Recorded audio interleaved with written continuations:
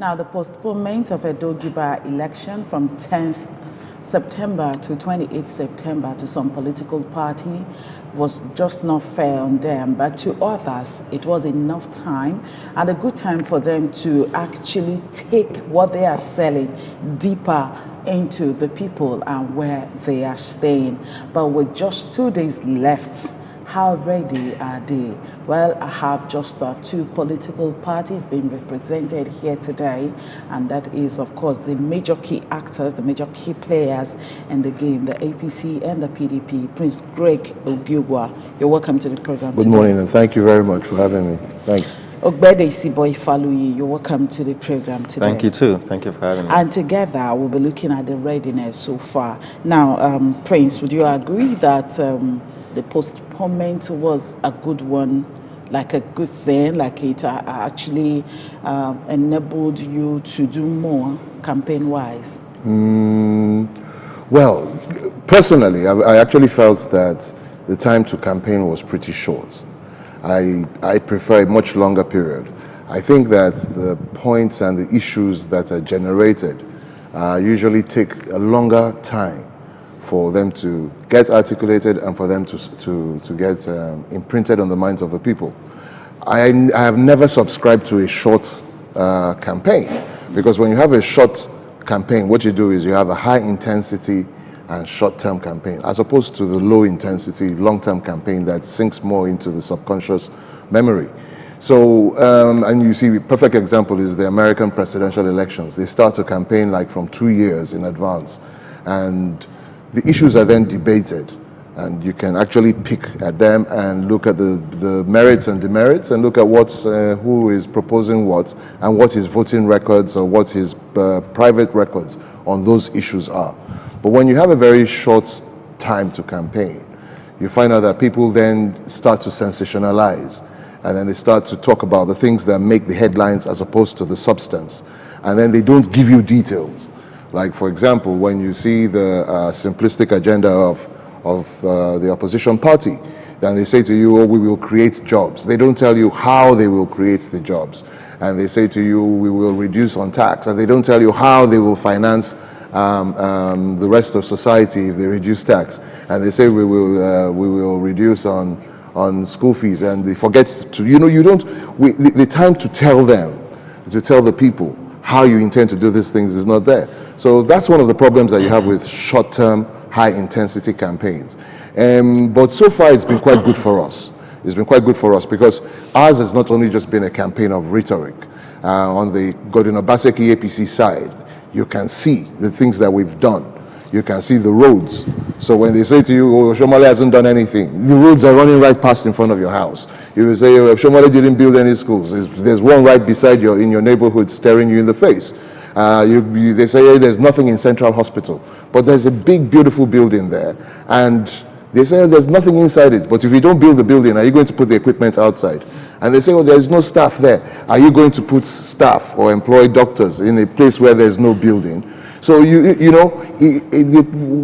see the sensationalism that they try to bring into it, and how we, in return, have to point out the essential difference between the sensationalist headlines and the true substance and the details. Like when we say we're going to create 200,000 jobs, we tell you exactly how we're going to do it. We tell you 200,000, which is a figure already that you can hold us to. Break it down into 4 years. It's 50,000 jobs a year. So you can even start to judge us. Then we tell you that we've already given out 150,000 hectares of land, and that the World Food and Agriculture Organization says you need a minimum of 3 people per hectare. So if you multiply 150,000 times 3 people per hectare, you already have 450,000. We tell you that we will give you broadband as an infrastructure, which means that people have easy and cheap access to the internet, which will create jobs, which will give greater access to people to get education online. We've told you that we will make sure make sure that our society and our environment is protected and in itself is compliant with the best global standards in the world. This ensures that we will have foreign investors coming in. So though we have not had the time to break everything down to details, but because it's something we've been thinking about, and it's something that has already been rolled out. I'll give you an example. Benin City is the only city in Nigeria where you can get off the airport come out of a plane on the airport on a wheelchair, roll the wheelchair to the gates of the airport, and roll along the sidewalk all the way till you get to Akpakpava and get into God is Good Motors and go to Auchi or go to Abuja. Why? Because we had already started thinking that instead of ending the street sides, the sidewalks as a step, you put a ramp, disabled access. That way people who live, for example, Chevron or Mobile, will not say we can't send an engineer to work in Benin because the guy is on a wheelchair. He's not going to be able to move around. We're already thinking about small things like that. If you go to the secretariat, you'll find out that you already have wheelchair access for the disabled. You'll find out that the lifts, the elevators, have Braille. The lettering is in Braille. You will hear voice activation. For people like me who are visually impaired, it means a great big deal because it means you can maneuver your way around without any assistance. Those are the little things that we have now started to think about. And we know that when we take care of those details, they might look small, but they are the things that make you globally compliant. It will bring foreign investors will create jobs, and it will unlock the local potential, which then is what we're promising, a richer, more empowering society. And then they say, oh, but look, a bag of rice is 21,000. What we're saying is this: if it is 21,000, we will make sure our people can afford to buy it. Okay. We will increase purchasing power. Okay. And we've already started to do it. Okay, Prince, thank you. Let me bring in Ogbeide now, starting from the time for the campaign and all that, please. Well, thank you again for having me. 2 days to the elections when it was postponed, a lot of us were very bitter about it, you know, because we felt it was postponing our victory, you know, and some of us were in a strait betwixt two as to whether to be glad or to be upset. But the truth is that we've been able to widen the defeat margin of the APC, you know, that the APC is going to suffer, you know, on Wednesday in the past 18 days. And I can tell you that we've done that very well to reduce whatever votes we're going to get by 40%, you know, and that's to tell you how much sure we are, you know, as Wednesday approaches. First of all, I want to also apologize, you know, to Edo people. We've suffered a decay of governance in the past 8 years. We've suffered a reduction in infrastructural development. We've seen an increase in child mortality by over 70%.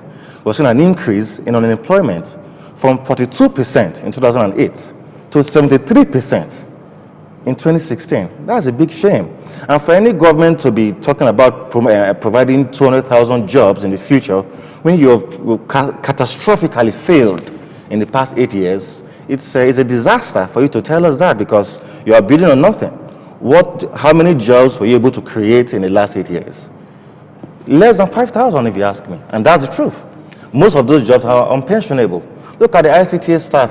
900 of them were employed in 2009. Till today, they are still casual staff, earning the same salary they were earning in 2009. And shamefully, they gathered them yesterday at a New Era College to clap and celebrate their oppressors. I think we've suffered very poor leadership. And I think that's what we're coming with. We're coming on board with a well-structured, detailed, and achievable plan, the simple agenda. You know, many people who have worked in the past government find it difficult to comprehend the simple agenda because they've worked with a government that has not been very stable. And so the simple things they have made very complex. You know, providing chairs and desks in classrooms is not a complex thing, it's a simple thing.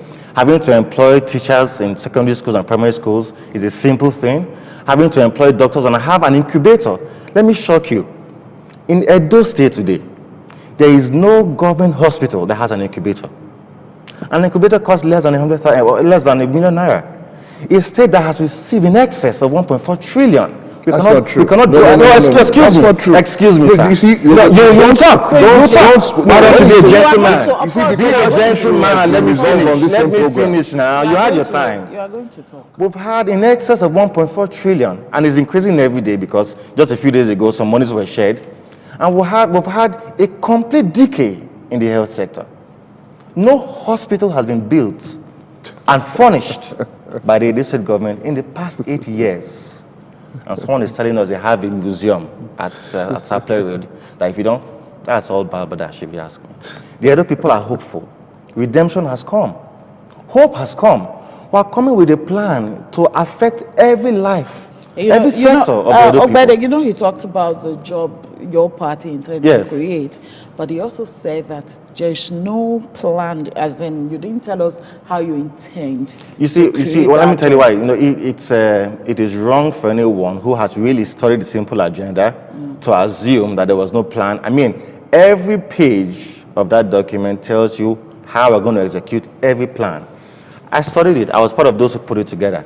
So it is infantile for anyone to say there was no plan to. This is an opportunity to tell me. I will. Yes, we've been campaigning how many since jobs 2012. Let me tell you. You see, please. Nigerians are weary of people brandishing inane figures. I mean, they told us in presidential campaign that they're going to produce 3 million jobs every year. You know, it's over almost 2 years gone and we've not seen 1,000 jobs created by the federal government. So what was the point giving the figure in the first place? Now they told us they're going to give 200,000. No, I'm coming, sir. I'm coming.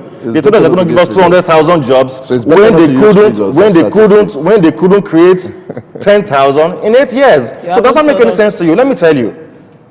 From security to social welfare, to infrastructural development, to manpower development, to public-private partnership, even to leadership, by example, and empowerment, we have outlined exactly how and when these jobs will be created and how they will multiply. Let me give you an example. Sports in Edo State is at the lowest level it has been since the creation of Edo State. That is an infrastructure, or that is a platform that has the ability to unleash the potentials of Edo people and create massive jobs for them. Look at the stadium today. What is going on there? It has become an avenue for rats and rodents to enjoy themselves on the field that has overgrown. We're going to invest in sports. Look at teachers. Edo State has 17 chemistry teachers and 13 physics teachers, the lowest in the South-South region. We're going to employ teachers. You know, every local government, every ward, every school needs a teacher. It is not enough to change the color of a roof. The color of a roof does not translate to the quality of education given. So if it's not okay to build a school, there are no chairs and desks, and there are no teachers, and you say that you've built a school, you've not built a school, you've built a box where children cannot learn because there are no teachers to teach them.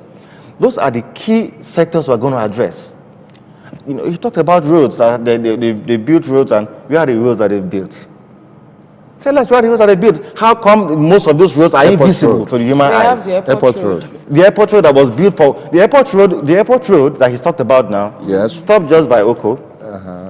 And the airport road today, even God does not know how much it costs.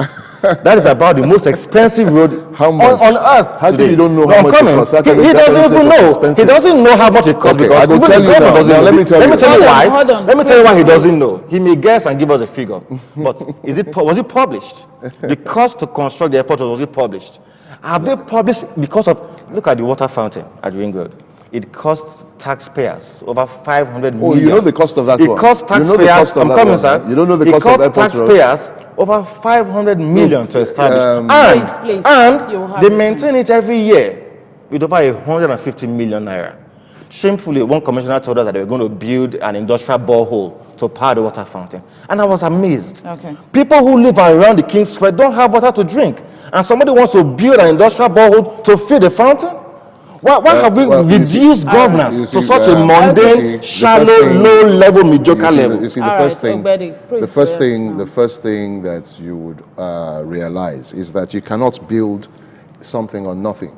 You cannot build a government that intends to do good to the people on lies, which is exactly what you have just been doing to the people of Edo State. Prove you it. First started, I'll tell you. Prove it. That's what I want to do. You first started by saying that Edo State has gotten over 1.4 trillion in the last 8 years. Fact. That is a lie. There's the debt management office of the federal government online that tells you that Edo State has gotten 544 billion over the last 8 years. What they've been doing is that they will take 145 billion budgeted every year, multiply it by 8, and tell you that that's what we've been getting. That's what they've been doing. Now, not only that, he said that Airport Road is the most expensive road ever. And he was saying even God doesn't know how much it is, the governor doesn't know. Airport Road costs 4.8 billion. And I'll tell you why. I'll tell you why. Yeah, on this same program, you had Mr. Victor Enogama, former commissioner, representing the PDP. You had Mr. Prince Clem Agba, representing the APC.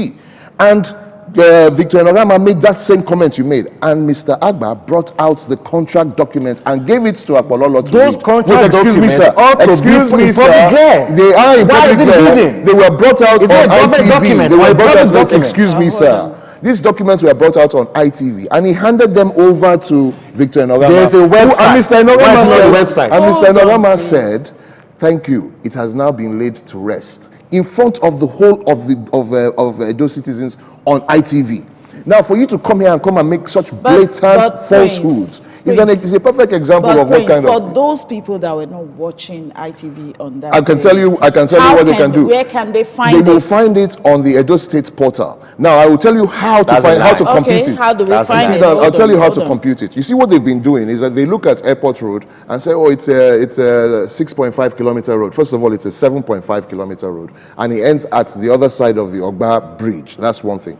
Oh, Two, the it other was, side of the Ogba Bridge. They built it all the way and built a bridge. And two, it was a single lane road at 7.5 kilometers. It's now a 6-lane road. You need to multiply the land surface area by 6. Okay? Now, there are different components to that contract. That's why you can't find the cost in one place. There's a different cost and a different ministry that handled the drainage, that did the stormwater drainage under it, and the public utilities. That is the Ministry of Environment and Public Utilities. You have the Ministry of Works that did the roads itself. And then you also have the fact that the contractors were the ones responsible for paying compensation for the buildings that were demolished.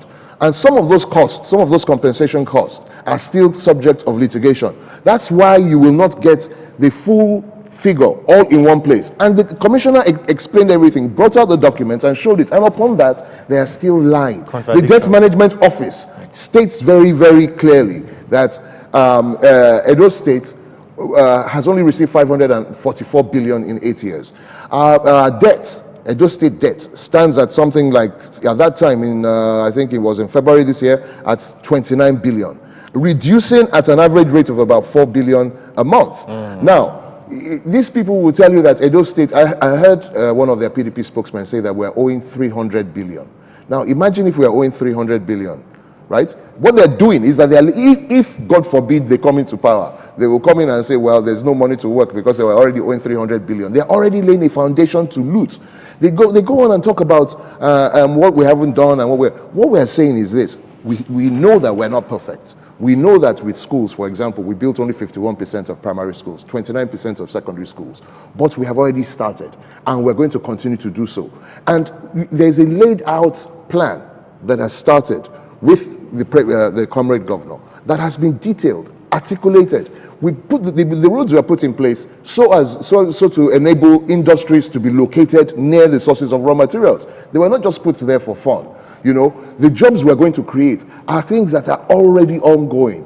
The empowerments that we're talking about, we are already giving out. Just 2 days ago, the farmers got 2 billion naira. Micro credit. About I think 11 weeks ago, the market women got 1.7 billion direct microcredit finance. So it's not something that we're saying that we're going to do. It's something that we're already doing.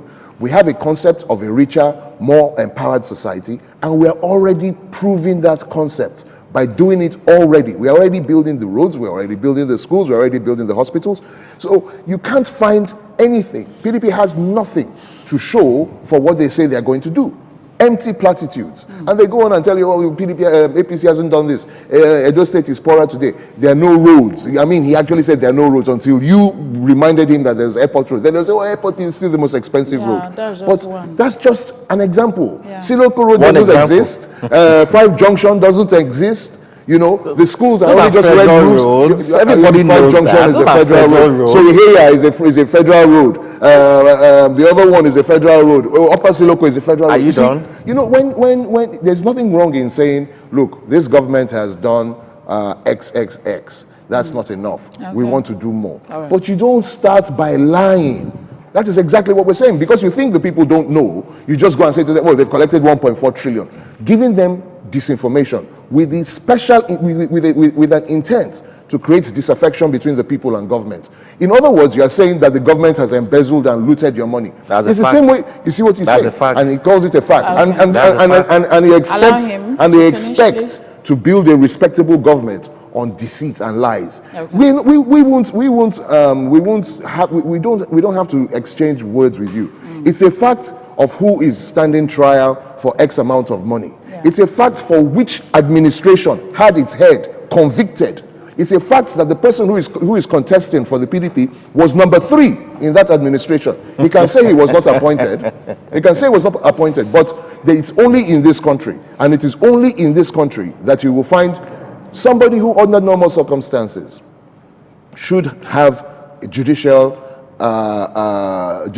sanction, having the temerity to come out to tell the people that I had nothing to do with it, and that this 700 million is just for fun or is just to campaign. Okay. I mean, it's calling Edo people stupid.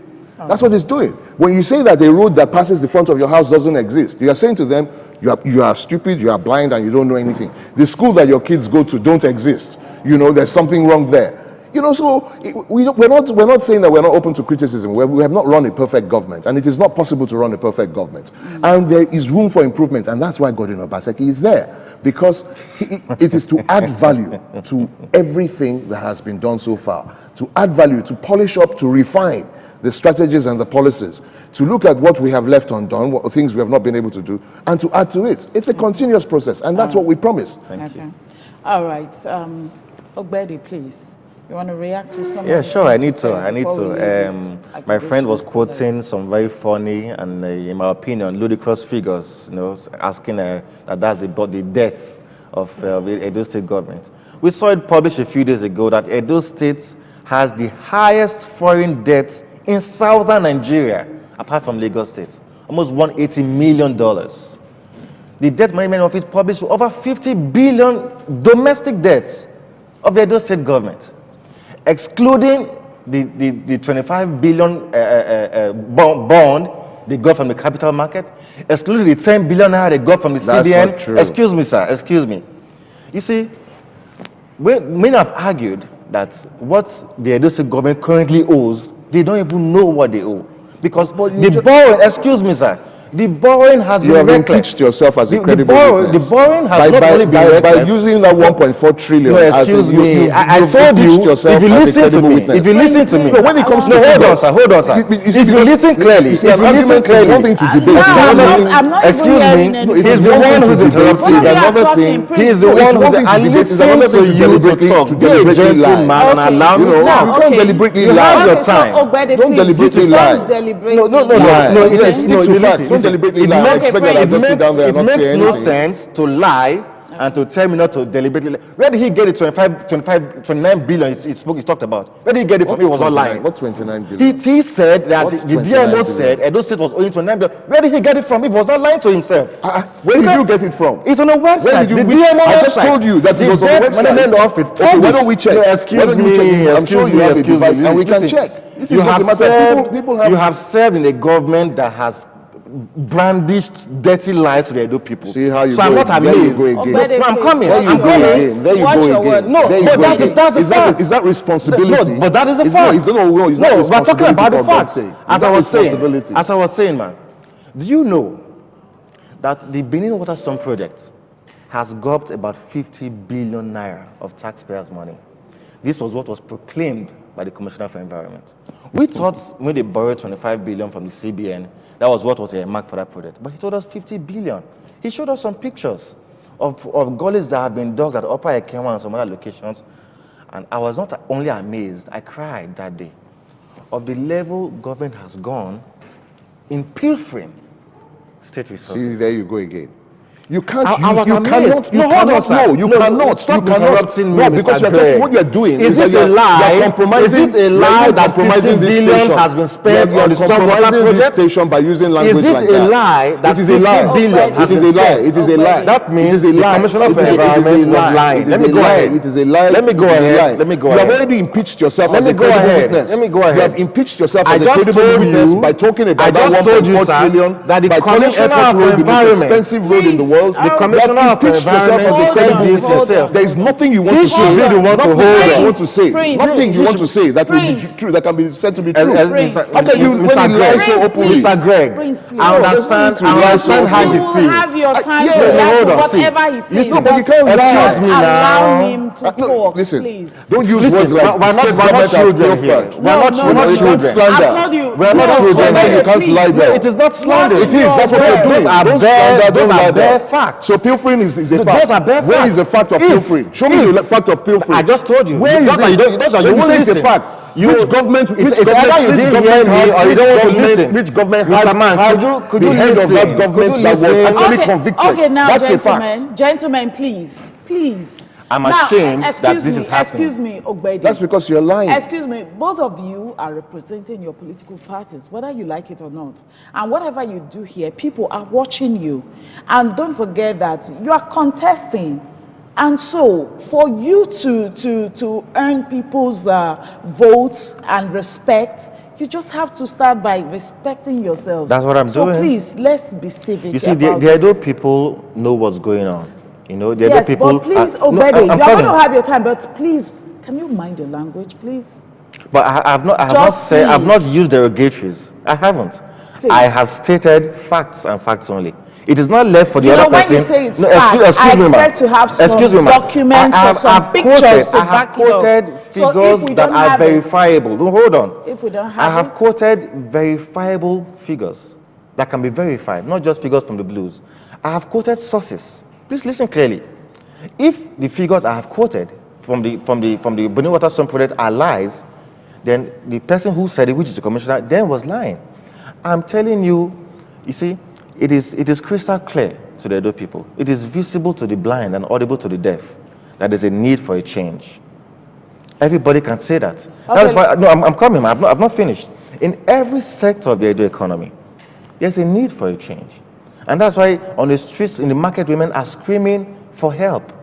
Let me tell you that the average market woman at Oba Market pays about 970 naira per day. The average bus driver along Green Road pays about 2,700 naira per day. In a year, both of them contribute over 1 million naira to the Edo State purse.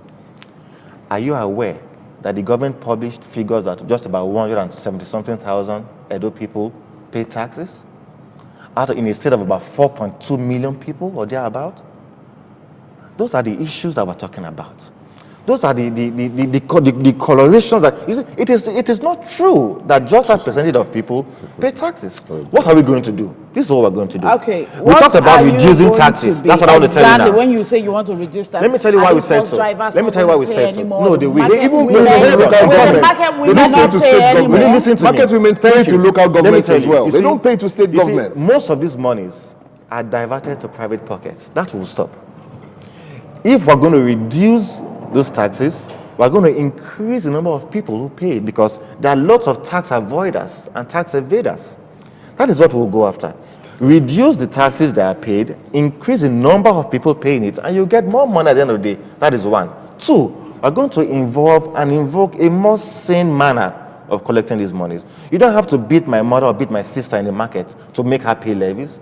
We're going to have it done in a sane manner. This is a sane society of very educated people. We're going to have young men and women trained for the job who will have special devices to enable us take these monies from our market women so that the people can appreciate the reason why they're. So we're going to have a very accountable government. Our governor to-be has said it, that every quarter, the governor himself and all his commissioners will have a quarterly briefing to the Edo people. We'll have an up-to-date website where all our activities are going to be published. It is not going to be done in secrecy like it's been done today. We are bringing forth a transparent government. That's what we call leadership by example. The governor is going to be able to tell the people exactly what he intends to do, which he has done in simple agenda, and he did it for a reason, to hold me accountable for all that I've written. He has said, if I cannot do these things I have written, punish me. But that is the first time in the history of Nigerian politics that we're having an aspirant publish his manifesto and tell you that this is my covenant to the people. Hold me responsible. For them, they don't have, and they told us that the guy was a technocrat, and I was bothered that what do they understand by the technocrat? We went through his CV. The guy did arts, and we were wondering what's the correlation between a fine artist and a technical. This is the same person who has helped the state government. I'm coming. This is the same person who has helped the state government to amass this wealth. This is the same person who has served in a government where we have 73% unemployment. This is the same person who has served in a government where child mortality has increased by about 40%. All right. This is the same government where market women are being brutalized daily by the governor's boys. Thank you very much, Ogbeide. And now, Prince, you're just going to say your last bit on the show. You know, one thing you gentlemen forget is that by tomorrow, all this will end. That's politics and all that. So how do you intend to even make the electorate vote for you? So while you are reacting to some of the things he said, and you're just going to submit on this discussion right now. Well, some of the things that he said, to be polite, are laughable. Okay, so because, you know, when you go on and say that we're going to do this, we're going to provide this, we're going to provide that. Now, if someone comes to you, wants to work for your company, you ask for their CV. What have you done before? The question is, PDP has run this state for 10 years, 9.5 years. APC has run this state for 8 years. Edo people know the difference. The only people who don't know the difference are people who were born or who are maybe 10 years old when PDP was in power. And then now they are 18 and they can vote and cannot remember when teachers were being owed salaries, when Ambrose Ali University was closed down for 2 years because they couldn't pay lecturers. They can't remember how the roads were because they were not driving or, you know, and stuff like that. But for those who remember, you know, they know the difference. And we're not saying that we're the best government, but we're saying that in the south of Nigeria and all around us, because we're surrounded totally by PDP states, Delta, Bayelsa, Rivers, Cross Rivers, Akwa Ibom, Ondo, Ekiti, none of them can pay salaries as at when due. Now, Edo State government not only does that, Edo State government is the only state in Nigeria that is able to pay 25% minimum, 25,000 naira minimum wage, which is 38% above the national average. Allegedly. Now they say that inflation is about inflation is about 14%. 17.6. Okay, 17.6%. Let us even assume that you are correct. Now, that's a fact. Edo State pays 25,000, which is 38% above inflation. If it's 38% and 17% is inflation, it means that we have 19% above inflation rate. So what it means is that the Edo man, the Edo civil servant who earns minimum wage, lives a better life than the Delta State civil servant who earns a minimum wage. That is our proof of concept. We're showing them that, look, even if the price of food goes up, Edo people will be able to afford it. Even if you, and when they talk about taxation and stuff, the mistake he made was he talked about bus drivers and he talked about market women. Bus drivers and motor park levies are collected by local governments. No. Markets, local governments. These two areas are under the purview of local governments. That is not in true. the Constitution. That is not true. In the Constitution. Okay. So, you know, what Edo people can expect and will get in a government run by Godwin Obaseki and the APC is, first of all, continuous development. Okay. We have developed up to this stage. And we will continue to do so. And we will continue to do so in such a sustainable way that will be friendly to the environment and that will make the lives of our people better. All right. You will live a better, longer, healthier, and more prosperous life. Right, that is what we He guarantee. started. I should finish. He started. No. I should finish. No. We still have other guests coming on board. And so this is where we anchor this discussion. Thank you very much. Thank you very much. Prince, for coming. Ogbeide, thank you also for coming. TMI continues with Wilson Omasho. Please stay tuned.